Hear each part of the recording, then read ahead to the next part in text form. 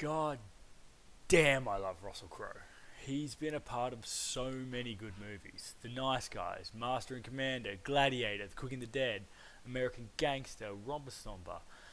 It just goes on and on and on. Russell Crowe could run me over with a Vespa while wearing a Rabbitohs jersey and blasting 30 odd foot of grunt, and it would probably be the first thing on my resume.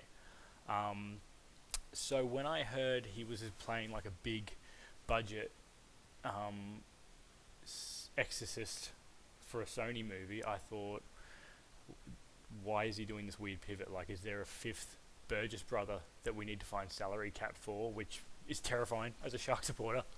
Um, but fear not, Crow Mags. I'm trying to make that happen, by the way. Crow Mags, I think it's pretty cool. Um, or supporters of any other team that's not the Bunnies, because turns out this movie isn't just a cash grab. Um, it's actually pretty damn good. About 10 minutes into this movie, I thought, oh, that's why he's doing this. It was like the role was written for him. He looks like he's having an absolute blast. My friend Steph, who I was watching this with, about 20 minutes in, turned to me and said, "Did Russell Crowe direct and write this movie?" Which was a fair question, because it looked like he gave himself all the good parts. Like, it looked like he'd directed this. But no, it was actually directed by Julius Avery, who did the over-the-top horror Nazi zombie movie in 2018, Overlord. Um, and I would bet any money that after the success of that movie, Avery was like, well, I'm going to make my own Exorcist movie with blackjack and hookers, except the hookers were front row ready Russell Crowe on a Vespa, and the blackjack was more like a Vatican mass. Um, so the movie follows the real life, depending on what flavour of ancient text you like the best. Vatican exorcist Father Gabriel Amarth, I think it is, who is like the Greg Inglis of exorcists. See that? See that, Russell? That was a Rabbitohs reference. Please like me. And he performed over 50,000 exorcists apparently for the exorcisms for the Catholic Church, which, as far as I'm concerned, probably could have used that super sleuth go-getter attitude and turned it inwards a little bit at that time, but that's not really covered in this movie, so we'll just sweep that under the rug, I guess. After an exorcism goes poorly, he's basically presented with a turn in your badge and gun situation by the members of the Vatican, where he is subsequently dispatched to Spain to help an American family who, get this, are renovating a 15th century Spanish abbey, and apparently when you do that, it turns up really weird shit. Who would have thought? The family dynamic of the American family is pretty stock standard horror shenanigans. A tragically widowed mum, angsty teen daughter, weird, nervous younger brother, and then Russell Crowe just rocks up, sipping from flasks, cruising around on Lambretta Vespers, making all sorts of wisecracks, basically doing everything but looking down the camera and winking, which I loved so much.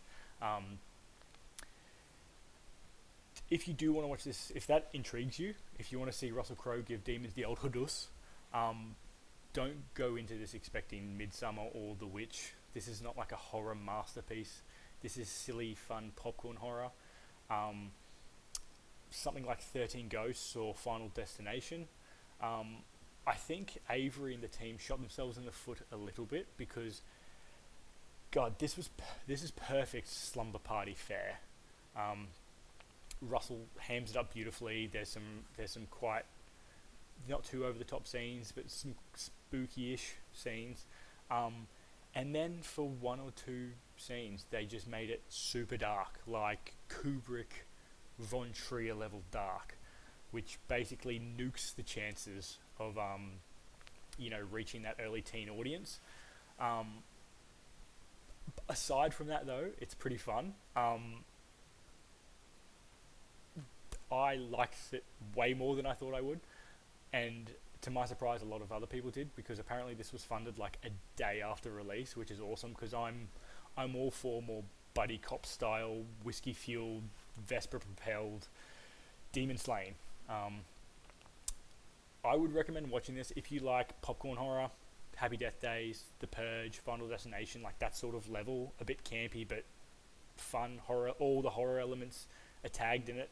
Um, you're a Crow mag. You love Russell Crowe. Yes, I'm trying to make fetch happen. Give it to me. Um, you love Lemoncello, hosing your concrete, riding Vespers. You know what I'm saying? You'll probably enjoy it too. I don't recommend watching this if you want a serious horror film. This is not Hereditary. This is not Martyrs. This is not Sinister. This is light, for the most part, horror, popcorn horror. If you can't stand Russell Crowe, how dare you? He fought around the world for our sins. But if you can't stand Russell Crowe, probably not for you either. If you hate exorcism films in general, or you don't want to support any movie that sort of paints the Vatican in a somewhat positive light, completely fair. I get it. It's a fair qualm with it. I probably wouldn't watch this, but if you're after like just silly popcorn horror, I had a really good time watching this, and I think you probably will too. And there's going to be another one, so I'm always down for more Russell Crowe. Yeah,